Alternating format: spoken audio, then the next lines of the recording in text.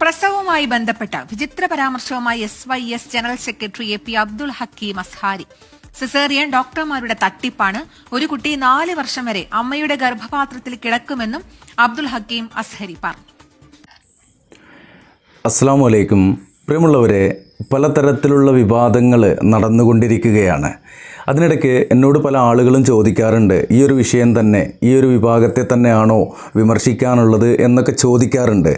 അത് മറ്റൊന്നുമല്ല, ഇവരെ കൊണ്ടുള്ള ശല്യം, ഷർറ് അത് എത്രത്തോളം ഉണ്ട് എന്നുള്ളത് മനസ്സിലാക്കുവാൻ വേണ്ടിയിട്ടാണ് ഈ ഒരു വിഷയവുമായിട്ട് നിങ്ങളുടെ മുന്നിൽ വരുന്നത്. കാന്തപുരം AP അബൂബക്കർ മുസ്ലിയാരുടെ മകൻ അബ്ദുൽ ഹക്കീം അസ്ഹരി, അദ്ദേഹം ഒഡീഷയിൽ നിന്നൊരു ഡോക്ടറേറ്റൊക്കെ എടുത്ത ആളാണെന്ന് നമ്മൾ പലതവണ പല വീഡിയോകളിലും പറഞ്ഞു കഴിഞ്ഞതാണ്. അദ്ദേഹം പല സമയങ്ങളിൽ പല വിവാദ പരാമർശങ്ങളും പ്രസ്താവനകളും നടത്തിയിട്ടുണ്ട്. ആ പ്രസ്താവനകളെല്ലാം ഒരുവിധം നമുക്ക് കിട്ടിയതെല്ലാം ഇന്നിവിടെ കാണിക്കുന്നുണ്ട്. ഇന്ന് ന്യൂസ് 24 റിപ്പോർട്ട് ചെയ്ത ഈ വാർത്തയിൽ പറയുന്നത്, ഒരു സ്ത്രീ ഗർഭിണിയായി കഴിഞ്ഞാൽ ആ ഗർഭിണി 4 വർഷം വരെയൊക്കെ പ്രസവിക്കാതെ ഇരിക്കാറുണ്ട് എന്നുള്ളതാണ്. അതിനെന്താണ് തെളിവ്? തെളിവൊന്നുമില്ല, ഒരു ബുക്കാണ്. അതെന്താണെന്നുള്ളത് അവസാനത്തിൽ ചേർക്കുന്നുണ്ട്. ഇവിടെ അബ്ദുൽ ഹക്കീം അസ്ഹരി പറയുന്ന ആ വിഷയത്തിൽ എത്രത്തോളം യാഥാർത്ഥ്യമുണ്ട്, ലോകത്ത് ഇന്ന് വരെ അങ്ങനെ ഒരു അവസ്ഥ ഉണ്ടായിട്ടുണ്ടോ, അതൊക്കെ നമുക്ക് പറയാം. എന്താണ് അബ്ദുൽ ഹക്കീം അസ്ഹരി പറയുന്നത് എന്നൊന്ന് കേട്ടുവരാം. സിസേറിയൻ ഇല്ലേ, ഈ നാട്ടിലുണ്ടോ? അത് പ്രസവിക്കാൻ വേണ്ടി ഓപ്പറേഷൻ ചെയ്യാം. അപ്പോൾ ഇത് ഏത് നാടാണ്? ഞാൻ ഈ ഇടയിൽ വരുന്നത് എന്താണെന്ന് വെച്ച് കഴിഞ്ഞാൽ എല്ലാം നമുക്ക് ഓർത്തെടുത്ത് പറയാൻ കഴിയില്ല. വീഡിയോ ചെയ്തു പോകുമ്പോൾ അങ്ങനെ ചെയ്തു പോവുകയാണ്. അപ്പോൾ ഈ നാട്ടിലുണ്ടോ അത് എന്നൊക്കെ ചോദിക്കുമ്പോൾ മലയാളത്തിലാണ് അദ്ദേഹം സംസാരിച്ചു കൊണ്ടിരിക്കുന്നത്. ഈ നാട്ടിലുണ്ടോ എന്ന് ചോദിച്ചു കഴിഞ്ഞാൽ സിസേറിയൻ ഇല്ലാത്ത നാടുണ്ടോ ഉസ്താദേ? ഇത് ചോദിക്കാതിരിക്കാൻ കഴിയില്ല. അതുകൊണ്ടാണ് ഇടയിലൊന്ന് സ്റ്റോപ്പ് ചെയ്തത്. തുടരട്ടെ. എന്തിനാണ് അങ്ങനെ ചെയ്യുന്നത്? ഡോക്ടർ കണക്ക് കൂട്ടിയിട്ട് പറയും ഏപ്രിൽ 13-നാണ് ഡേറ്റ്. അപ്പൊ 10 തന്നെ അഡ്മിറ്റ് ചെയ്തോടെ. അപ്പൊ 3 ദിവസത്തെ പൈസ ആശുപത്രിക്ക് കിട്ടും. 13-നൊന്നും പ്രസവിക്കൂല. അപ്പൊ ഡോക്ടർ പറയാ സാരമില്ല, നമുക്കൊന്ന് ഒരു ദിവസം കൂടെ നോക്കാം. 14. പിന്നെ ഡോക്ടർ പറയും ഒരു ദിവസം കഴിഞ്ഞു, എന്താ ചെയ്യാന്ന് അറിയില്ല, എന്തായാലും ഒന്നുകൂടെ കാത്തു നോക്കാം. 15. ഇനി ഒന്നും ചെയ്യാൻ നിർവാഹമില്ല, ഇന്ന് തന്നെ മുറിക്കണം. യഥാർത്ഥത്തിൽ 20-നാ ഡേറ്റ്. പക്ഷെ ഡോക്ടർ ഒരാഴ്ച നേരത്തെ പറയും. അത് നമ്മളെ പറ്റിക്കാൻ വേണ്ടിയാ. ഇതിലൊന്ന് ഇടപെടേണ്ടതുണ്ട്. അബ്ദുൽ ഹക്കീം ഉസ്താദെ, അസ്ഹരി ഉസ്താദെ, താങ്കൾക്ക് ഈ ഡേറ്റ് ഡോക്ടർമാരെങ്ങനെയാണ് കണ്ടെത്തുന്നത് എന്നറിയില്ലെങ്കിൽ അതൊന്ന് പറഞ്ഞു തരാം. കിതാബ് കുറേ ഓതിയിട്ടൊന്നും കാര്യമില്ല. ലോകവിവരം കിട്ടണമെന്നുണ്ടെങ്കിൽ അത് മറ്റു വഴികളിലൂടെ നമ്മൾ നേടേണ്ടതുണ്ട്. ഈ സ്കാനിങ്ങിലൂടെ ഡേറ്റ് കണ്ടെത്തുന്ന ഒരു സാഹചര്യമൊക്കെ ഉണ്ട് എന്നാണ് അറിയാൻ കഴിഞ്ഞത്. എന്നാൽ ആദ്യകാലത്ത് ഡോക്ടറെ അടുത്ത് പോയിട്ട് ഈ പീരീഡ് തെറ്റിക്കഴിഞ്ഞാൽ അല്ലെങ്കിൽ ഗർഭിണിയാണ് എന്നുള്ള ആ ഒരു സംശയത്തിൻ്റെ മുകളിൽ ഡോക്ടറെ അടുത്ത് പോയി കഴിഞ്ഞാൽ ലാസ്റ്റ് ഉണ്ടായ പീരീഡ്, മെൻസസ്, ആ ഡേറ്റ് എന്നാണെന്ന് ഡോക്ടർ ചോദിക്കും. ആ ഡേറ്റ് കറക്റ്റായിട്ട് പറഞ്ഞു കൊടുക്കുകയാണെങ്കിൽ ആ ഡേറ്റ് നിന്നാണ് പിന്നീട് കാൽക്കുലേറ്റ് ചെയ്യുന്നത് എന്നാണ് ഗർഭിണി പ്രസവിക്കപ്പെടുക എന്നുള്ള ഡേറ്റ് പറയുന്നത്. ആദ്യം ഡോക്ടറെ അടുത്ത് കാണാൻ പോയ അവരുടെ ആ ഒരു ഡോക്ടറുടെ ആ ഒരു ചീട്ടുണ്ടല്ലോ, അതിൽ ഈ മെൻസസ് ഡേറ്റ്, മുൻകഴിഞ്ഞ മെൻസസ് ഡേറ്റ് കറക്റ്റ് പറഞ്ഞിട്ടുണ്ടാവും. പിന്നെ ഇവിടെ എവിടെയാണ് ഈ ഒരു ആഴ്ചയുടെ വ്യത്യാസം വരുന്നതെന്ന് നിങ്ങൾക്കറിയോ? മെൻസസ് കഴിഞ്ഞ ഡേറ്റ് ചില ആളുകൾ പറയും, മെൻസസ് തുടങ്ങിയ ഡേറ്റും പറയും. അവിടെയാണ് ഈ ഒരു മിസ്അണ്ടർസ്റ്റാൻഡിങ് വരാറുള്ളത്. എന്നാൽ ഒരു സ്ത്രീ അവൾ ഗർഭിണിയായി കഴിഞ്ഞാൽ 9 മാസവും 9 ദിവസവും ചില്ലാനം മിനിറ്റുകളും ആ ഗർഭം വയറ്റിലുണ്ടാകും. അത് കഴിഞ്ഞാൽ അത് പുറത്തേക്ക് വരിക തന്നെ ചെയ്യും. പിന്നീട് സിസേറിയൻ എന്നുള്ള ഒരവസ്ഥ വരുന്നത്, പെയിൻ വരാത്തൊരു കേസ് വരാറുണ്ട്. അത് പെയിൻ വരാൻ മരുന്ന് കൊടുക്കാറുണ്ട്, വെക്കാറുണ്ട്. അതല്ലാത്ത നിലക്ക് കുട്ടിയുടെ പൊസിഷൻ, അതിൻ്റെ ചെറിയ പ്രശ്നങ്ങളൊക്കെ തോന്നുമ്പോൾ അങ്ങനെ ചെയ്യാറുണ്ട്. ഡോക്ടേഴ്സ് പണം ഉണ്ടാക്കാൻ വേണ്ടി തട്ടിപ്പ് നടത്തുകയാണ് എന്നൊന്നും നമ്മൾ പറയേണ്ടതില്ല. പണമുണ്ടാക്കാൻ തട്ടിപ്പ് നടത്തിയ ആളുകൾ ആരൊക്കെയാണ് എന്നുള്ളതൊക്കെ നമുക്കറിയാവുന്നതാണല്ലോ. അപ്പോൾ ആ ഒരു കാര്യത്തിലേക്ക് കൂടുതൽ ഞാൻ പറഞ്ഞു പോകുന്നില്ല. എന്തായാലും ഡേറ്റിൽ മാറ്റം വരല് അങ്ങനെയാണ്. ഡേറ്റ് കണക്കാക്കലും ആ ഒരു ലെവലിൽ തന്നെയാണ്. എൻ്റെ പ്രിയ സുഹൃത്ത് മലപ്പുറം ഡിസ്ട്രിക്റ്റിലുള്ള ഒരു ഡോക്ടർ, എൻ്റെ വീഡിയോകൾ സാധാരണ കാണാറുള്ള, ആ ഒരു പേര് പറയുന്നില്ല, അവർ ഇനി എന്തെങ്കിലും ഈ പറഞ്ഞ കാര്യത്തിൽ എന്തെങ്കിലും തെറ്റുണ്ടെങ്കിൽ തിരുത്തി തരും എന്നുള്ളതാണ്. പ്രശസ്ത ഡോക്ടർ തന്നെയാണ്, ഗൈനക്കോളജിസ്റ്റാണ്. അവരെ പറയുന്ന സമയത്ത് ദീനിൻ്റെ മാർഗത്തിൽ കുറേയേറെ എന്നെ സഹായിക്കുന്ന ഒരു വ്യക്തി കൂടിയാണ്. വയനാട്ടിലുള്ളൊരു ഡോക്ടറൊക്കെ ഉണ്ട്. അപ്പോൾ ഈ മെഡിക്കൽ മേഖലയിൽ നിരവധി ആളുകളുണ്ട്. എന്തെങ്കിലുമൊക്കെ ഈ പറയുന്ന കൂട്ടത്തിൽ എന്തെങ്കിലുമൊക്കെ തെറ്റ് സംഭവിച്ചാൽ അവർ തിരുത്തി തരും എന്ന് പ്രതീക്ഷിക്കുന്നു. എന്തായാലും അബ്ദുൽ ഹക്കീം അസ്ഹരി പറയട്ടെ. ഇത് നീണ്ട വീഡിയോ ആകും. ഒന്ന് മുന്നേ കൂട്ടി പറയുന്നുണ്ട്. കാര്യം മൂപ്പരുടെ തള്ളുകൾ, ഷറഫാക്കപ്പെട്ട തള്ളുകൾ കുറച്ചൊന്നുണ്ട്. ഇൻഷാ അല്ലാഹ് പറയട്ടെ. അപ്പൊ നമ്മൾ വിചാരിക്കും നല്ല ഡോക്ടറെ ഡേറ്റ് ആയിട്ട് പിന്നെ 2 ദിവസം കാത്തു നിന്നു എന്ന്. ഇത് സ്ഥിരമായി ചെയ്തുകൊണ്ടിരിക്കുന്ന ഒരു ഏർപ്പാടാണ്. അങ്ങനെയല്ല ഉസ്താദെ, ഡേറ്റ് കറക്റ്റ് ഞാൻ നേരത്തെ പറഞ്ഞ ആ ഡേറ്റ് കറക്റ്റായിട്ട് പറയുകയാണെന്നുണ്ടെങ്കിൽ ഒരു ഡോക്ടർക്കും ആ ഡേറ്റ് തെറ്റൂല. ഇനി അള്ളാഹ്ക്ക് ആ ഡേറ്റ് തെറ്റൂല എന്നാണേ. നിങ്ങളിപ്പോൾ അള്ളാഹ്ക്കും ആ ഡേറ്റ് തെറ്റുമെന്നാണ് ഇപ്പോൾ ഈ പറഞ്ഞുകൊണ്ടിരിക്കുന്നത്. അത് എവിടെ പറയുന്നത് എന്നുള്ളത് നമുക്ക് സൂചിപ്പിക്കാം. ഉസ്താദ് പറയട്ടെ. വയറ്റിലൊരു കുട്ടി 4 വർഷം വരെ കിടക്കാം അല്ലേ? അതാണ് ഇവിടുത്തെ കണ്ടന്റ്. വയറ്റിലൊരു കുട്ടി 4 വർഷം വരെ കിടക്കാമെന്ന് ആരെ പറഞ്ഞത്? നിങ്ങൾ പരിശുദ്ധ ഖുർആൻ കൊണ്ടോ സ്വഹിയായ ഹദീസ് കൊണ്ടോ ഏതെങ്കിലും വട്ടന്മാർ എന്തെങ്കിലും എഴുതി വെച്ചത്? ഇവിടെ തെളിവല്ല ഉസ്താദെ. നിങ്ങൾ ഇസ്ലാമിൻ്റെ ആ ഒരു വീക്ഷണത്തിൽ നിന്നാണ് പറയുന്നതെങ്കിൽ അള്ളാഹുവിൻ്റെ ഹബീബ് പറഞ്ഞിട്ടുണ്ടോ? അതല്ലെങ്കിൽ വൈദ്യശാസ്ത്രം അല്ലേ, ശാസ്ത്രീയമായിട്ട് ആ ഒരു കാര്യം പറഞ്ഞിട്ടുണ്ടോ? അല്ലെങ്കിൽ എവിടെയെങ്കിലും നടന്നിട്ടുണ്ടോ? ഇതൊക്കെ ഒന്ന് ചോദിച്ചൂടെ അല്ലേ? നിങ്ങൾ കുറേ ആളുകളുടെ SYSൻ്റെ സംസ്ഥാന ജനറൽ സെക്രട്ടറി ആണ് എന്നൊക്കെ പറഞ്ഞ് നടന്നിട്ട് ഇങ്ങനെയൊക്കെ പറയാൻ പറ്റുമോ ഉസ്താദെ? എന്തായാലും ഉസ്താദ് പറയും. 4 വർഷം വരെ കടന്നൂടെ എന്നാ ചോദിക്കണത്? ആരോടാ ചോദിക്കണത്? 4 വർഷം വരെ ഒരു കുട്ടി വയറ്റ് കിടക്കാം. അതുകൊണ്ട് 10 മാസമായി പോയി ഇപ്പൊ പൊട്ടും എന്ന് പറഞ്ഞ് ബേജാറാണ്ട് കാര്യമൊന്നുമില്ല, ഞാൻ നോക്കിക്കോളാന്ന് പറഞ്ഞാൽ മതി. സമയമാകുമ്പോൾ പ്രസവിക്കും. അതൊരു നാച്ചുറൽ പ്രോസസ്സാണ്. അല്ലാഹു തആല വയറ്റിൽ ഒരു സാധനം പഠിച്ചിട്ടുണ്ടോ അല്ലാഹു തആല ഇത് പുറത്തേക്ക് കൊണ്ടുവരും. അതിന് സീസറിന്റെ ആവശ്യമില്ല. അപ്പോൾ ഇദ്ദേഹം ഇവിടെ പറഞ്ഞത് ഏതെങ്കിലും ഒരു ഗർഭിണി ഈ പറയുന്നത് കേട്ടിട്ട് അവരുടെ ഡേറ്റ് ആയതിനു ശേഷവും പിന്നെയും വെയിറ്റ് ചെയ്യുമോ? നമ്മൾ പറഞ്ഞത് എന്താണ്? ഡേറ്റ് ആയിക്കഴിഞ്ഞാൽ പ്രസവിക്കപ്പെടും എന്നുള്ളതാണ്. പിന്നെ ഏതെങ്കിലും തരത്തിലുള്ള എന്തെങ്കിലും ബുദ്ധിമുട്ടുകൾ ഉണ്ടെങ്കിൽ അവിടെയാണ് ഡോക്ടറുടെ അല്ലെങ്കിൽ വൈദ്യൻ്റെ അല്ലെങ്കിൽ വയറ്റാട്ടിയുടെ അത് കൃത്യമായിട്ട് എടുക്കുന്ന ആളുകളുടെ സഹായം ആവശ്യമുള്ളത്. ഇവരുടെ കണക്ക് പ്രകാരം പ്രസവത്തിൻ്റെ ഡേറ്റ് കഴിഞ്ഞാലും നിങ്ങൾ പേടിക്കൊന്നും വേണ്ട, 4 വർഷം വരെ കിടക്കുമെന്നാണ് പറഞ്ഞത്. ഇത് കേട്ടിട്ട് ആരെങ്കിലും ആ ഒരു അവസ്ഥയിൽ ആശുപത്രിയിലൊന്നും പോകാതെ 4 വയസ്സ് കുട്ടിയുടെ 4ാം പിറന്നാൾ 3ാം പിറന്നാളിന് പിന്നെ ആഘോഷിക്കാനുള്ള സെറ്റപ്പായിട്ട് ഇരിക്കുന്ന ആളുകളുണ്ടെങ്കിൽ അവർക്ക് എന്തെങ്കിലും അപകടം സംഭവിച്ചാൽ ആരാണ് ഇതിന് ഉത്തരവാദിത്വം പറയുക? അല്ല, നമ്മളത് മനസ്സിലാക്കേണ്ടതുണ്ടല്ലോ. പ്രിയമുള്ളവരെ, ഈ ഒരു വിഷയത്തിൽ നിങ്ങൾക്ക് മനസ്സിലാകുവാൻ ഏറ്റവും എളുപ്പത്തിൽ ഒരു കാര്യം കൂടി പറഞ്ഞു തരാം. അത് മറ്റൊന്നുമല്ല, ഒരു സ്ത്രീയുടെ ഭർത്താവ് മരണപ്പെട്ട് കഴിഞ്ഞാൽ ഇസ്ലാമിക വീക്ഷണപ്രകാരം മുസ്ലിങ്ങൾ അനുഷ്ഠിച്ചു പോരുന്നത് 4 മാസവും 10 ദിവസവും ഇദ്ദയിരിക്കുക എന്നുള്ളതാണ്. ഈ ഇദ്ദയിരിക്കുന്നത് 4 മാസത്തെ ആ ഒരു ടൈം കഴിഞ്ഞാലാണ് അവർക്ക് വീണ്ടും വിവാഹിതയാകുവാനൊക്കെ കഴിയുക. ഈ 4 മാസം എന്തിനുള്ളതാണ്? ഈ 4 മാസം എന്നുള്ളത് ആ ഒരു ഭർത്താവിൻ്റെ ചിന്തകളിൽ നിന്ന് മാറ്റം വരുവാനാണോ, അതോ ഭർത്താവിൻ്റെ സ്വത്ത് കാര്യങ്ങൾ ക്ലിയർ ചെയ്യാനാണോ? അല്ല, അവിടെ ഇസ്ലാം നമ്മെ പഠിപ്പിക്കുന്നത് ആ സ്ത്രീ ഗർഭിണിയാണെങ്കിൽ അത് പുറത്തറിയുവാനുള്ള സമയമാണ്. അതിനപ്പുറം ഒന്നും ഇരിക്കുന്നില്ല. അപ്പോൾ ആ ഒരു കാര്യം മാത്രം നോക്കിയാൽ മതി. എന്തുകൊണ്ട് 4 കൊല്ലം ഇരിക്കാൻ അള്ളാൻ്റെ ഹബീബും പഠിപ്പിക്കാറുള്ളത്? അള്ളാഹ്ക്കും അള്ളാൻ്റെ ഹബീബിനും അറിയാത്തതാണോ നിങ്ങളെ ഈ വട്ടന്മാരായ ഏതെങ്കിലും മൊയ്ലിയാക്കന്മാർ പറഞ്ഞിട്ടുള്ളത്? ആണോ? അത് മനസ്സിലാക്കേണ്ടതുണ്ട്. പ്രിയമുള്ളവരെ, ഇത് ഏതിൽ നിന്നാണ് എടുത്ത് പറയുന്നതെന്ന് ലാസ്റ്റ് കാണിക്കാമെന്ന് പറഞ്ഞു. അത് മറ്റൊരാളുടെ വീഡിയോ ആയതുകൊണ്ടാണ്. ഇനി അദ്ദേഹം പറയുന്നത് നേർച്ചകളിലെ കരിമരുന്ന് പ്രയോഗത്തെക്കുറിച്ചാണ്. ഇത് കുറച്ച് തള്ളുകളുണ്ട്. പല തള്ളുകൾ പല സമയത്തായിട്ട് പറഞ്ഞത് നമുക്കെടുത്ത് കാണിക്കേണ്ടതുണ്ട്. നേർച്ചകളിൽ കരിമരുന്ന് പ്രയോഗം അത് ഹലാലാക്കുന്ന ഒരു രൂപമാണ് ഇനി നമുക്ക് കാണുവാനുള്ളത്. അതിലദ്ദേഹം പറയുന്നത് രോഗാണുക്കൾ ചത്തുപോകുവാനാണ് എന്നാണ് അദ്ദേഹം പറയുന്നത്, അല്ലെങ്കിൽ രോഗാണുക്കൾ നശിച്ചു പോകുവാനാണ് എന്നുള്ളതാണ്. അതിൻ്റെ സയൻറ്റിഫിക് ടെമ്പറൊന്നും ഞാൻ നോക്കുന്നില്ല, സാമാന്യ ബുദ്ധി അതാണ് നമുക്ക് നോക്കാനുള്ളത്. പറയൂ ഉസ്താദേ. പടക്കം പൊട്ടിക്കുന്നതിന് തെറ്റില്ല. കാരണം ആളുകൾ ഒരുമിച്ച് കൂടുന്ന സ്ഥലത്ത് കരിമരുന്ന് പ്രയോഗിക്കുന്നത് നല്ലതാണെന്ന് അല്ലാമ ഷിഹാബുദ്ദീൻ ഷാലിയാത്തിന്റെ പേരക്കുട്ടിയാണ് ഖോജ ഇബ്രാഹിം സഖാഫി. ഷാലിയാത്തി തങ്ങൾ ഫത്താവയിൽ പറഞ്ഞിട്ടുണ്ട്. കാരണം കരിമരുന്ന് പ്രയോഗിക്കുമ്പോൾ അണുക്കൾ ചത്തുപോകും. ആളുകൾ ഒരുമിച്ച് കൂടുമ്പോൾ അവിടൊക്കെ നിറയെ മാലിന്യങ്ങൾ ഉണ്ടാവും. ആ ഉദ്ദേശത്തോടു കൂടി കരിമരുന്ന് പ്രയോഗം പഴയ കാലത്തൊക്കെ നേർച്ചകളിലൊക്കെ നടത്താറുണ്ട്, വലിയ ജനങ്ങൾ ഒരുമിച്ച് കൂടുന്ന സ്ഥലത്ത്. അത് അങ്ങനത്തെ ഒരു നീയത്തോടു കൂടിയാണ്, അട്ടഹാസത്തോടു കൂടിയല്ല. വല്ലാത്ത കണ്ടുപിടുത്തായി പോയി. എന്താണ് കണ്ടെത്തിയത്? കരിമരുന്ന് പ്രയോഗത്തിലൂടെ ഇവിടെയുള്ള അണുക്കളൊക്കെ രോഗാണുക്കളൊക്കെ ചത്തുപോകുന്ന പറഞ്ഞത്. ഇന്ന് എൻ്റെ പൊന്നാരോ ഉസ്താദേ, ഒരു ലോഡ് കരിമരുന്ന് കൊടുത്തിട്ട് ആ കൊറോണ കാലത്ത് എന്താ നിങ്ങളൊന്ന് പൊട്ടിക്കാറുന്നത് അല്ലേ?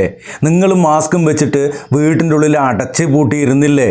കരിമരുന്ന് പ്രയോഗിച്ച് കഴിഞ്ഞാൽ ഈ അണുക്കളൊക്കെ ചത്തുപോകുമെന്ന് ആരെ ഇയാളെ പഠിപ്പിച്ചത്? ഇയാൾ കുറേ ആളുകളെ പറഞ്ഞ് പറ്റിച്ചുകൊണ്ടിരിക്കുന്നുണ്ട്. എങ്ങോട്ടാണ് ഉസ്താദെ നിങ്ങൾ ഈ പറഞ്ഞു പോകുന്നത് എന്നുള്ളതാണ്. ഇനി വേറൊരു ഷർഫാക്കപ്പെട്ട തള്ള് നമ്മൾ 2 തവണ കാണിച്ചതാണ്. ലെയ്സ് ഉണ്ടാക്കുന്നത് മണ്ണെണ്ണയിൽ നിന്നാണ്. കേട്ടോ നിങ്ങൾ? 5 രൂപയ്ക്ക് വെക്കുന്ന ലെയ്സ് എന്ന് പറഞ്ഞ ജൂതന്മാരുടെ ഒരു ചിപ്സ് ഉണ്ട്. എന്താണത്? കഴിച്ചാൽ പിന്നെയും പിന്നെയും കഴിക്കാൻ ആഗ്രഹം വരുന്നത് മണ്ണെണ്ണയിൽ പൊരിക്കുന്നത് കൊണ്ടാണ്.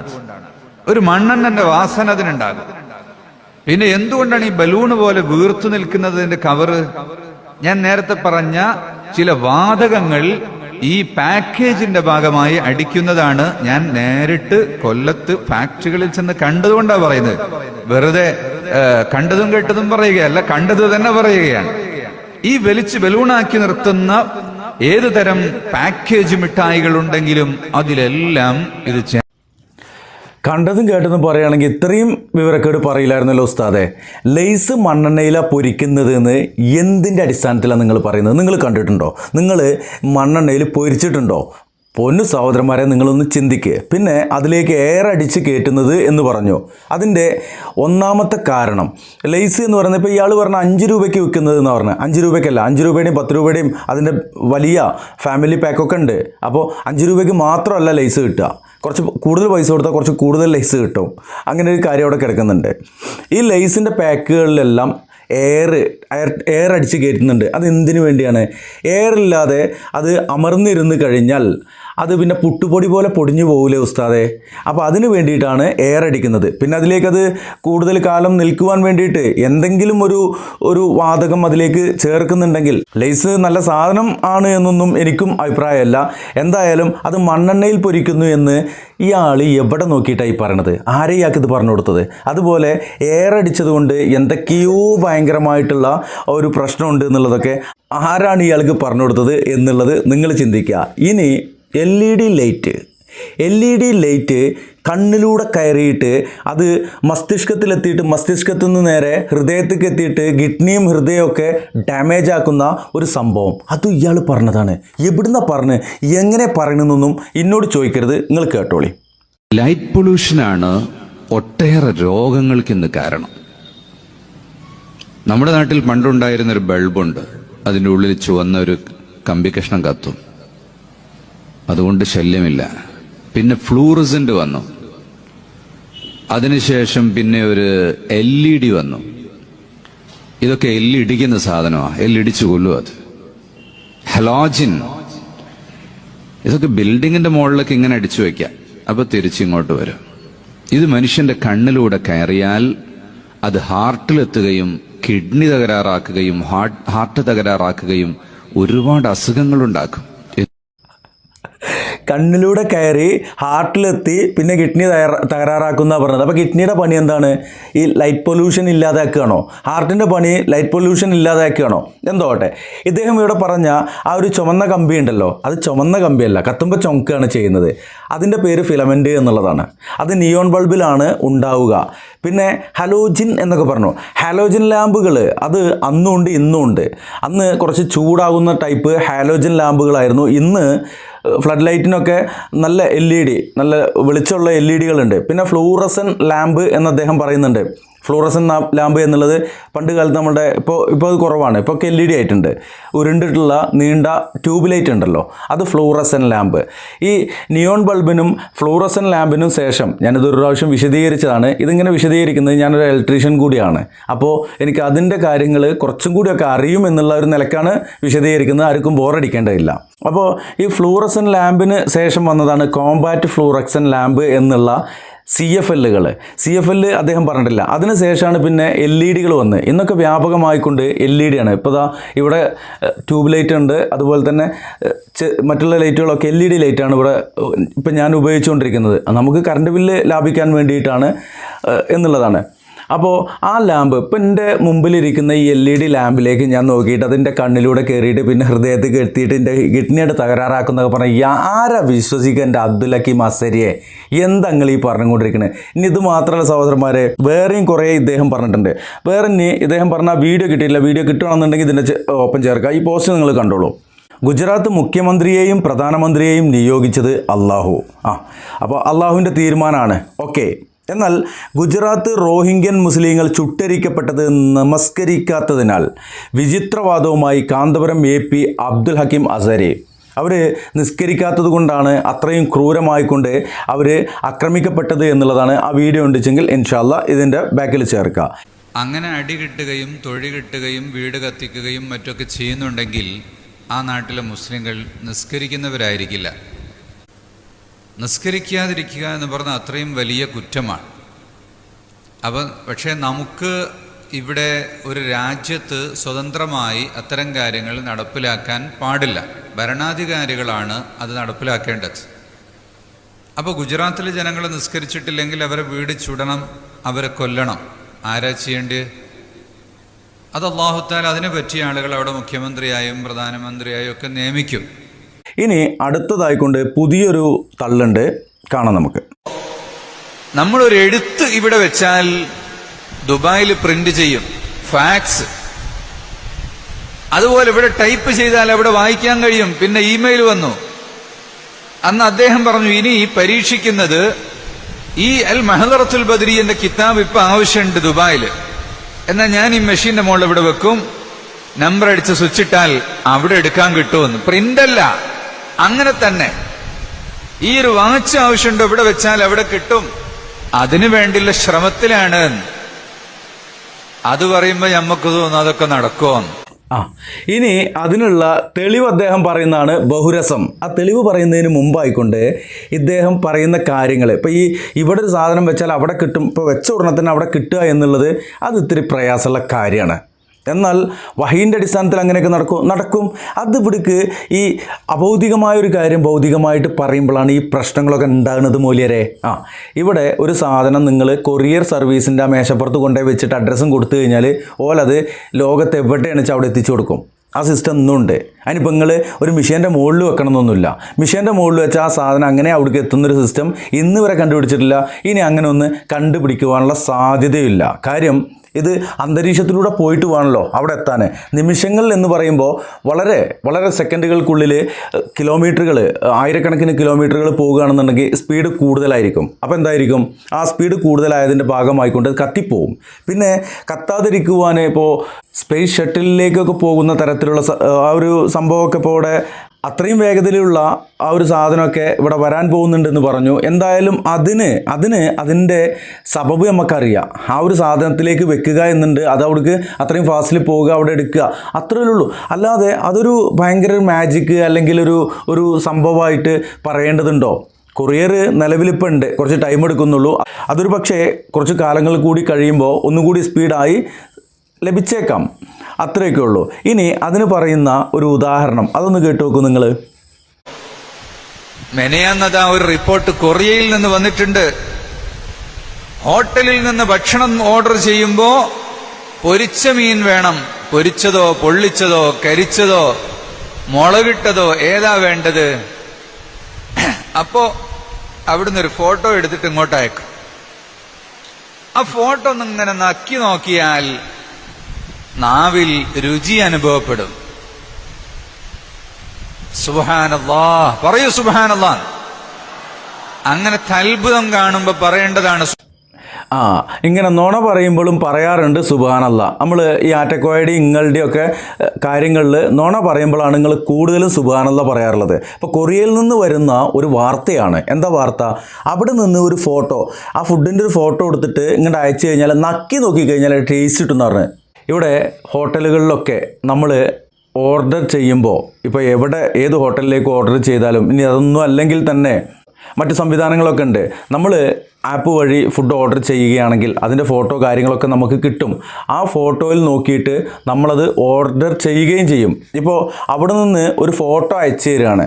ആ ഫോട്ടോ ഇവിടെ കിട്ടിക്കഴിഞ്ഞാൽ, ഇപ്പോൾ ഫോട്ടോ അവർ അയക്കുക എങ്ങനെ, ഇമെയിൽ ആയിട്ടാണോ വാട്സപ്പ് ആയിട്ടാണോ അതോ മറ്റെന്തെങ്കിലും ഇതിലാണോ അയക്കുക, അതോ ഫോട്ടോ എടുത്തിട്ട് ആ ഫോട്ടോ കൊടുന്നു കൊടുക്കുകയാണോ ചെയ്യുക? എന്നിട്ട് ഫോട്ടോ ഇങ്ങനെ നക്കിക്കഴിഞ്ഞാൽ എന്നാൽ പിന്നെ ഫോട്ടോ കൊടുക്കേണ്ട ആവശ്യമുണ്ടോ? അവിടുന്ന് കുറച്ച് ആ ഒരു കറിയുടെ കുറച്ച് ഇല്ലേ ടേസ്റ്റ് ചെയ്യാൻ വേണ്ടിയിട്ട് കൊടുത്തയച്ചാൽ പോരെ. അപ്പോൾ ഇതുപോലെയുള്ള കാര്യങ്ങൾ പറയുക എന്നുള്ളത് ഇവരുടെ ഒരു സ്വഭാവ മഹിമയായിട്ടാണ് ഇവർ കൊണ്ടുനടക്കുന്നത്. വിവരക്കേട് അത് അവരുടെ മഹിമയായിട്ട് കൊണ്ടുനടക്കുകയാണ്. ഇനി പ്രിയമുള്ളവരെ, ഈ ഗർഭസ്ഥ ശിശു അത് 4 വർഷം വരെ ഉമ്മയുടെ ഗർഭപാത്രത്തിൽ കിടക്കുമെന്ന് പറയുന്ന വിഡ്ഢിത്തം, ബ്ലണ്ടർ, അത് എവിടെ നിന്നെടുത്താണ് പറയുന്നത്? നിങ്ങൾ ഇവരുടെ വിടുവായത്തം നിങ്ങൾ വിശ്വസിക്കുമെന്ന് ശപഥം ചെയ്തവരാണെങ്കിൽ നിങ്ങൾക്ക് വിശ്വസിക്കാം. എന്നാൽ ഇതുപോലെയുള്ള കാര്യങ്ങൾ, ലോകത്ത് നടക്കാത്തൊരു കാര്യം നടക്കാൻ സാധ്യതയുള്ള സംഭവം, ഇത് ചർച്ചയാണ്. ഇത് ഫുഖഹാക്കൾക്കിടയിൽ, പണ്ഡിതന്മാർക്കിടയിൽ ചർച്ചയുള്ളൊരു സംഭവമാണ്. ഇങ്ങനെയൊക്കെ സംഭവിക്കാൻ പറ്റുമോ പറ്റൂലേ എന്നുള്ളത്. അത് അങ്ങനെ ചർച്ച ചെയ്ത് പോയിക്കോട്ടെ. ഇങ്ങനെ സംഭവിക്കുമെന്ന് പറയാൻ പറ്റുമോ? അതാണ്. ഇപ്പോൾ ഒന്നും വേണ്ട, ജനനേന്ദ്രിയം അത് അറുത്ത് മുറിച്ച് കളഞ്ഞിട്ട് അത് അവിടുന്ന് ഇല്ലായ്മ ചെയ്തിട്ട് അവിടെ തൊട്ടാൽ ഒലു മുറിയോ എന്നുള്ള ചർച്ച ഈ പണ്ഡിതന്മാർക്കിടയിലുണ്ട്. ആ ഭാഗത്ത് തൊട്ടാൽ അവിടെ ജനനേന്ദ്രിയം ഇല്ല, അത് മുറിച്ച് കളഞ്ഞു, പിന്നെ അവിടെ തൊട്ടാൽ ഒലു മുറിയോ എന്നുള്ള അതുപോലെയുള്ള ചർച്ചകൾ സാധാരണഗതിയിൽ നടന്നുകൊണ്ടിരിക്കുന്നതാണ്. എന്നാൽ ഈ 4 വർഷം ഉമ്മയുടെ ഗർഭപാത്രത്തിൽ കുഞ്ഞ് കിടക്കും എന്ന് പറയുന്ന ഈ വിഡ്ഢിത്തം, അതിൻ്റെ അടിസ്ഥാന മസല എന്താണെന്നുള്ളത് നജീബ് മൗലാന പറയുന്നുണ്ട്. നജീബ് മൗലവി ആയിട്ടില്ലേ, മൂപ്പരെ വിളിക്കുന്നതാണ് മൗലാന, അത് നമ്മൾ വിളിക്കണ്ട. നമുക്കൊന്ന് കേട്ടു നോക്കാം. ഒരു കുട്ടി ഗർഭത്തിൽ കിടക്കുന്ന കാലം നീണ്ടു കിടന്നാൽ 4 വയസ്സ് വരെ കിടക്കാം എന്ന കാര്യമാണ് നമ്മൾ സംസാരിക്കുന്നത്. അവിടെ വേറൊരു പോയിന്റും കൂടി ഉണ്ട്. ഇയാൾ 4 വർഷമല്ല പറഞ്ഞത്, 4 വയസ്സ് എന്നാണ് പറഞ്ഞത്. 4 വയസ്സ് എന്ന് പറയുമ്പോൾ 4 വർഷവും 10 മാസവും ആയില്ലേ അല്ലേ? ഗർഭസ്ഥ ശിശു ഭ്രൂണമായി അത് പൂർണ്ണ വളർച്ച എത്തുമ്പോൾ അത് ഏകദേശം 10 മാസത്തിനടുത്ത് 9 മാസവും ചില്ലാനം ദിവസങ്ങളുമായി. പിന്നെയും അവിടെ നിന്ന് അങ്ങോട്ടാണ് നമ്മൾ വയസ്സ് കൂട്ടുന്നത്. നമ്മൾ ഭ്രൂണമായ സമയത്ത് വയസ്സ് കൂട്ടുന്നില്ല. എന്തായാലും അതൊക്കെ പോട്ടെ. ഇതിൻ്റെ ആ ഒരു ലെവലിലേക്ക് നമ്മൾ പറഞ്ഞു പോയി കഴിഞ്ഞാൽ കൂടുള്ളൂ. എന്തായാലും ഇതിൻ്റെ കാര്യം അറിയണമല്ലോ. കേൾക്കാം. പറയും മൂല്യരെ. ഇത് ആധുനിക ശാസ്ത്രമോ അല്ലെങ്കിൽ ആധുനിക വൈദ്യശാസ്ത്രമോ എതിർക്കേണ്ട കാര്യമില്ല. എന്തുകൊണ്ട് ഒരു മനുഷ്യൻ്റെ ഇത്ര കിലോമീറ്ററുകൾ നാഡിയുണ്ട്, നരമ്പുണ്ട്, ഇത്ര എല്ലുകളുണ്ട്, ഇത്ര ഇന്ന കാര്യങ്ങളുണ്ട്, ഇത്ര ലിറ്റർ ബ്ലഡ് ഉണ്ട് എന്നൊക്കെ പറയുന്നുണ്ട്. ഒരു ബീജം അണ്ഡവുമായിട്ട് സംയോജിച്ച് കഴിഞ്ഞാൽ അതെത്ര ദിവസമാണ് ഉമ്മയുടെ, അല്ലെങ്കിൽ എത്ര മാസമാണ് ഉമ്മയുടെ ഗർഭപാത്രത്തിൽ ഇരിക്കുക എന്നെല്ലാം വൈദ്യശാസ്ത്രം പറഞ്ഞു കഴിഞ്ഞിട്ടുണ്ട്. പിന്നെ ആധുനിക ശാസ്ത്രം പറയേണ്ടെന്ന് പറയുമ്പോൾ എന്നാൽ പിന്നെ വഹീൻ്റെ കയ്യൊപ്പ് വേണ്ടേ? അതിൽ അള്ളാഹ് പറയണ്ടേ, അള്ളാഹുവിൻ്റെ ഹബീബ് സല്ലല്ലാഹു അലൈഹി വസല്ലം പറയേണ്ട മൂല്യരെ മക്കാൽ അല്ലാഹ് വ മക്കാൽ റസൂലുള്ളാഹ്. അങ്ങനെ വല്ലതും ഉണ്ടോ? പറയും.